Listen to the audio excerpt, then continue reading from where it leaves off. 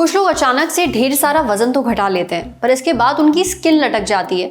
इससे कैसे बचें और अगर स्किन लटक गई है तो क्या किया जाए, ये जानेंगे सेहत के पहले सेगमेंट में। एक्टर परेश रावल से लेकर भारत के पूर्व प्रधानमंत्री मोरारजी देसाई तक हेल्दी रहने के लिए और बीमारी ठीक करने के लिए खुद का यूरिन पीने की बात कर चुके हैं। पर क्या ये नुस्खा वाकई काम करता है, ये जानेंगे सेहत के दूसरे सेगमेंट में। कच्चे अंडे वाली मेयोनीज पर लग गया है बैन, जानिए ये क्यों नुकसान करती है, सेहत के आखिरी सेगमेंट में।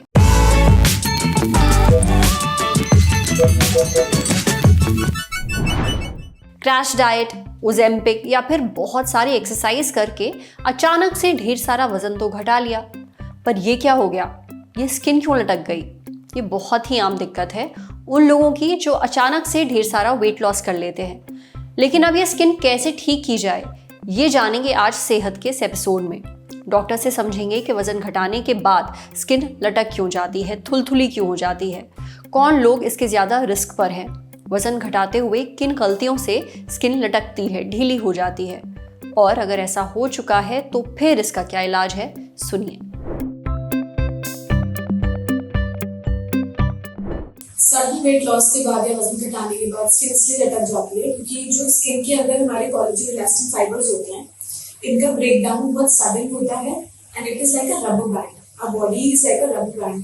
सो जब हम उसको मैक्सिमली स्ट्रेच करते हैं, it comes back to its normal shape. But अगर एकदम से बहुत ज्यादा वेट लॉस होता है तो कभी कभी ये रबर बैंड अपनी नॉर्मल शेप में वापस नहीं आ पाता, जिसकी वजह से ज्यादा ब्रेकडाउन होता है और स्किन उन जगहों पर लटक जाती है। ऑल्सो कुछ लोग की एज अलाउ नहीं करती एकदम सडन वेट लॉस की। अगर आप बहुत ही हाई एज ग्रुप में आते हैं, जैसे 60 प्लस है, तो इन दैट केस अगेन आपकी जो शेप है वो वापस नॉर्मल स्टेट में नहीं आ पाएगी। जैसे प्रेगनेंसी है, उसमें बहुत लंबे समय तक, बहुत लॉन्ग ड्यूरेशन आपका वेट आपका बहुत ज्यादा रहता है और एकदम से नॉर्मल वापस आने में कम से कम लोगों को 6 महीने से साल भर भी लग जाता है। तो इसलिए वेट नॉर्मली अपनी नॉर्मल पोजिशन पे नहीं आता और स्किन लटक जाती है।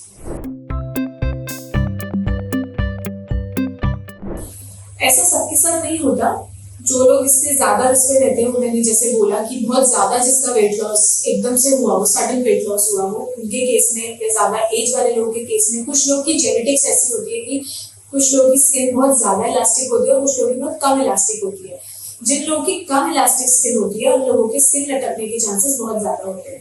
या कुछ लोगों की क्रैश डाइटिंग चलती है, उसके बाद स्किन लटकने के चांसेस ज्यादा होते हैं। माइक्रोन्यूट्रिएंट लेस डाइट होती है कि वो अपनी कोई भी एंटीऑक्सीडेंट अलग से नहीं ले रहे हैं, वो लोग ज्यादा प्रीडिस्पोज्ड होते हैं। जो लोग कम पानी पीते हैं या जिनको डिहाइड्रेशन की प्रॉब्लम होती है, उन केसेस में अगेन स्किन जल्दी लटक जाती है और लंबे समय के लिए लटकी रहती है।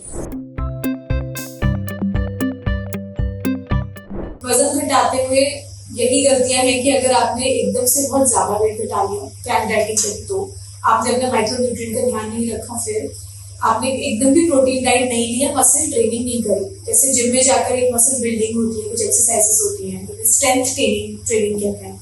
अगर आपने वो नहीं करी तो ये एक तरह की गलती होगी और उसके बाद स्किन लटकने के चांसेस और ज्यादा बढ़ जाएंगे। अगर आप वेल हाइड्रेटेड नहीं है, अगर आप कोई एंटीऑक्सीडेंट नहीं लेते, जैसे कि vitamin C, E, protein rich diet, zinc, copper, ये सब आपकी मील्स में अगर शामिल नहीं है तो सैगिंग की प्रॉब्लम आपके साथ ज्यादा हो सकती है।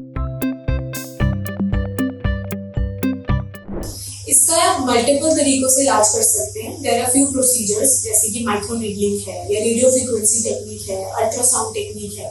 इन सब चीजों से कोलेजन बिल्डिंग अच्छी होती है।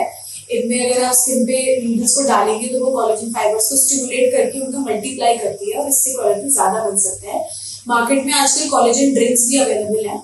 अगर आप वेट लॉस कर रहे हैं तो साथ में अपने प्रोटीन के लेवल्स को हमेशा चेक करते रहें और प्रोटीन सप्लीमेंट्स लेते रहें। कोलेजन ड्रिंक पीते रहे, कोलेजन कैप्सूल्स लेते रहे, साथ में अपने विटामिन्स को कभी ना भूलें, तभी आप बच सकते हैं साइंस से। वो कहावत तो आपने सुनी ही होगी, there is no shortcut to success, यानी अगर कामयाब होना है तो मेहनत करनी पड़ेगी, इसका कोई शॉर्टकट नहीं है। इसलिए अगर आप वजन घटाने के बारे में सोच रहे हैं तो सही रास्ता चुनें, जैसे अच्छी डाइट और एक्सरसाइज। ऐसा करने से आपका वेट लॉस नेचुरल होगा और आपकी स्किन लटकेगी नहीं। अब बढ़ते हैं सेहत के अगले सेगमेंट की तरफ, तन की बात।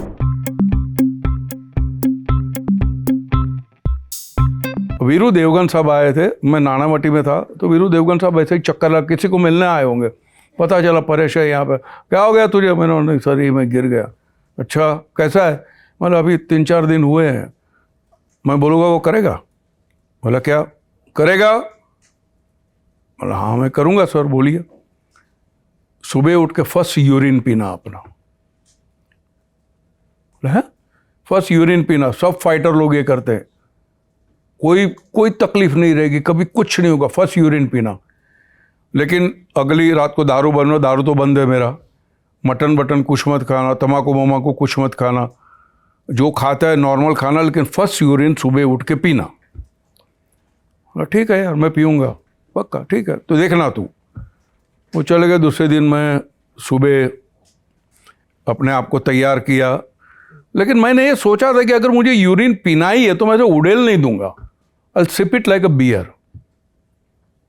क्योंकि अगर करना है तो पूरे तरीके से करना है। मैं आपको बताऊं 15 दिन मैंने ये किया। 15 दिन के बाद जब एक्सरे निकाला गया, डॉक्टर दंग रह गए, बोलते ये सीमेंटिंग कैसे हुआ? He could see the white line forming.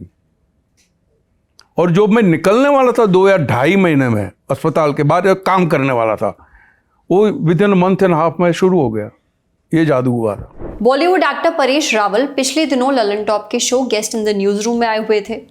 यहाँ बातचीत के दौरान उन्होंने बताया कि घुटने की चोट से उबरने के लिए उन्होंने 15 दिनों तक अपना यूरिन पिया। ऐसा करने से उन्हें फायदा भी पहुंचा। वैसे खुद का यूरिन पीने की बात कहने वाले परेश रावल पहले शख्स नहीं है। उनसे पहले पूर्व प्रधानमंत्री मोरारजी देसाई भी जर्नलिस्ट डैन राथर को दिए एक इंटरव्यू में अपना यूरिन पीने की बात कबूल कर चुके हैं। उन्होंने कहा था कि वो रोज सुबह खाली पेट 5 से 8 आउंस यूरिन पीते हैं, यानी करीब 1 कप। और यही नहीं, महाराष्ट्र के पूर्व मुख्यमंत्री शरद पवार ने अपनी आत्मकथा अपनी शर्तों पर में मोरारजी देसाई के साथ एक मुलाकात का जिक्र किया। इसमें वो देसाई से कहते हैं, मोरारजी भाई आपके द्वारा बताई गई शिवाम्बू थेरेपी का प्रयोग करना मैंने शुरू कर दिया है और धीरे धीरे मैं स्वस्थ हो रहा हूँ। शरद पवार बताते हैं कि शिवाम्बू यानी कि अपना यूरिन पीने वाली थेरेपी। लेकिन क्या वाकई खुद का यूरिन पीने से शरीर को कोई फायदा पहुंचता है? ये हमने पूछा अमृता हॉस्पिटल में यूरोलॉजी के senior consultant doctor Anil Sharma से। डॉक्टर अनिल कहते हैं कि ऐसा कोई साइंटिफिक प्रूफ मौजूद नहीं है जो कहता हो कि खुद का यूरिन पीने से कोई बीमारी ठीक हो सकती है या उसकी रिकवरी तेज हो जाती है या ऐसा करने से व्यक्ति हेल्दी रहता है। हाँ, कुछ पुरानी और वैकल्पिक चिकित्सा पद्धतियों यानी कि ancient and alternative medicine practices में यूरिन थेरेपी को प्रमोट जरूर किया गया है, लेकिन मॉडर्न मेडिसिन इसका समर्थन नहीं करता। किसी को भी अपना यूरिन नहीं पीना चाहिए। ये एक वेस्ट प्रोडक्ट है यानी कचरा, जिसे किडनियों द्वारा तैयार किया जाता है।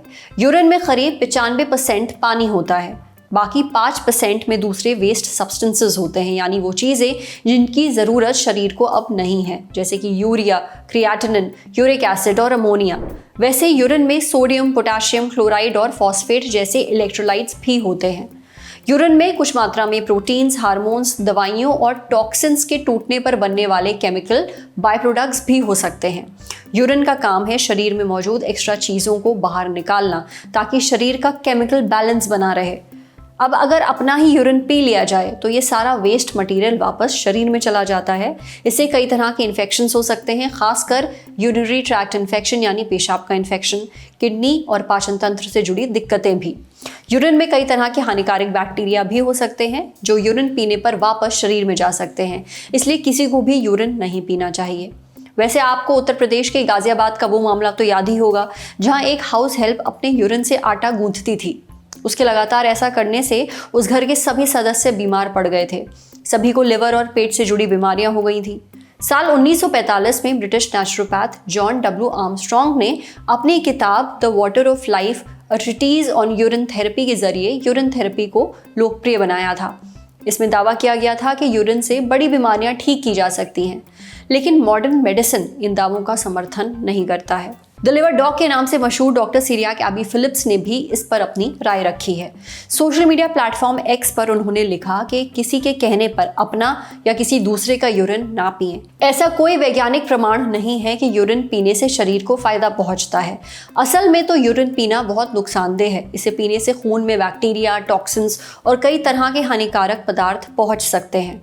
आपकी किडनियां यूरिन के जरिए शरीर से टॉक्सिक चीज़ों को बाहर निकालने के लिए बहुत मेहनत करती हैं। यूरिन पीकर इसकी बेइज्जती ना करें।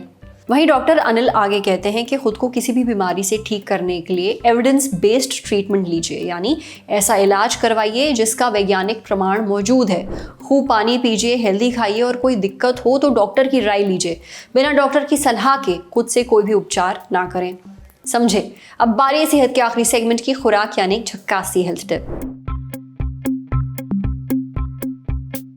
हम में से ज्यादातर लोगों के फ्रिज में मेयोनीज का एक डब्बा जरूर रहता है। कभी इसे ब्रेड पर लगाकर खाया जाता है, कभी मैक्रोनी या पास्ता में डालकर खाया जाता है। अब जिन लोगों को मेयोनीज खूब पसंद है उनके लिए एक बैड न्यूज़ है। इसी मेयोनीज पर तमिलनाडु सरकार ने बैन लगा दिया है। सारी मेयोनीज पर नहीं, एक नोटिफिकेशन जारी कर राज्य सरकार ने कहा कि कच्चे अंडे के इस्तेमाल से बनी मेयोनीज की मैन्युफैक्चरिंग, स्टोरेज और सेल पर 1 साल का बैन लगाया जाता है। ये बैन 8 अप्रैल से लागू हो गया है। इसे लोगों की सेहत का ध्यान रखते हुए लगाया गया है। नोटिफिकेशन के मुताबिक कच्चे अंडे से बनी मेयोनीज एक हाई रिस्क फूड है। इससे फूड पॉइजनिंग का खतरा है। ये देखने में आया है कि कई फूड बिजनेस ऑपरेटर्स मेयोनीज बनाने के लिए कच्चे अंडे का इस्तेमाल करते हैं और सही से स्टोर ना होने की वजह से इसमें हानिकारक बैक्टीरिया पनप सकते हैं। ये सेहत के लिए सेफ नहीं है। हमने आर्टेमिस हॉस्पिटल में clinical nutrition and dietetics department की हेड डॉक्टर अंशुल सिंह से पूछा कि अगर कोई कच्चे अंडे से तैयार मेयोनीज खाए तो उससे क्या क्या दिक्कतें हो सकती हैं। डॉक्टर अंशुल कहती हैं कि समस्या केवल कच्चा अंडा नहीं है।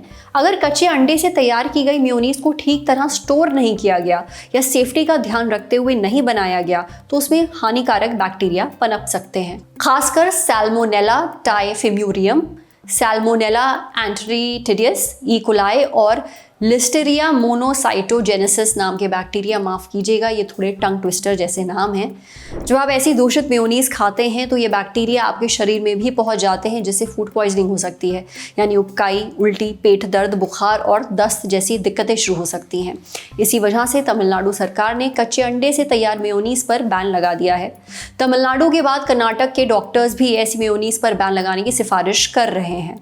वैसे मार्केट में बिना अंडे वाली भी मेयोनीज आती हैं। इन्हें वीगन मेयोनीज या फिर एगलेस मेयोनीज कहा जाता है। इसमें अंडे की जगह दूसरी चीज़ों को डाला जाता है, जैसे सोया प्रोटीन, सोया मिल्क, दूध, मस्टर्ड और एक्वाफाबा।